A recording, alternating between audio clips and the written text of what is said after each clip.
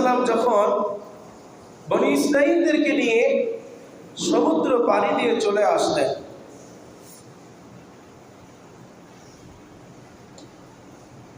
তিহ নামক একটা ময়দান, তিহ নামক একটা মরুভূমির প্রান্ত, সিনাই পর্বত আমরা জানি তুর পাহাড়, তুর পাহাড়ের পাশে তিহ ময়দানে মুসা আলাইহিস সালাম বনী ইসরাঈলদেরকে নিয়ে অবস্থান করলেন।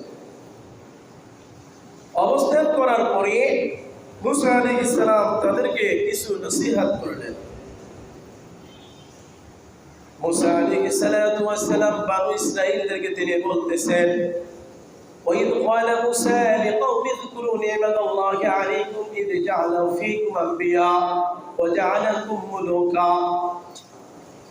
স্মরণ করো মুসা আলাইহিস সালামের কথাকে, যখন মুসা তার কওমকে বলল, إِذْ جَعَلَ فِيكُمْ أَنْبِيَاءَ وَجَعَلَكُمْ مُلُوكًا, হে আমার উম্মত, হে আমার সম্প্রদায়, রব্বুল আলামিন তোমাদের উপর সবচেয়ে নিয়ামত দান করেছেন। ইয়া কওমি উযকুরু নি'মাতাল্লাহ, আল্লাহ তোমাদের উপর নিয়ামত দান করেছেন, এই নিয়ামতের শুকরিয়া আদায় হিসাবে তোমরা কৃতজ্ঞতা জ্ঞাপন করো। সুবহানাল্লাহ বলেন।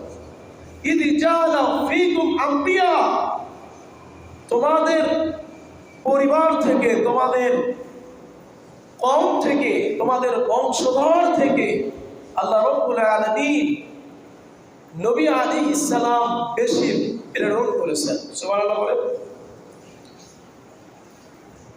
বনী ইসরাঈলের রব্বুল আলামিন অসংখ্য অগণিত নবী প্রেরণ করেছেন, পাঠিয়েছেন, আর মুসা হচ্ছেন বনী ইসরাঈলের শ্রেষ্ঠ নবী।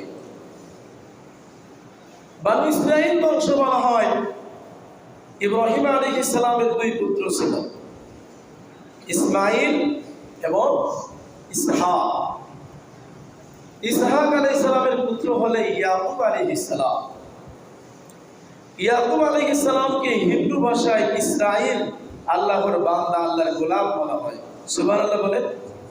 ইয়াকুব আলাইহিস সালামের 12 পুত্র ছিল, ইউসুফের 12 ভাইরা। তাদের থেকে রব্বুল আলামিন তাদের বংশে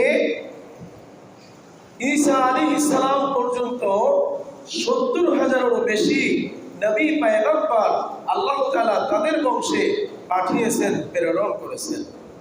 এজন্য মুসা আলাইহিস সালাম বনী ইসরাঈলদেরকে বলতেছেন, তোমরা আল্লাহ তাআলার নিয়ামতের শুকরিয়া আদায় করো।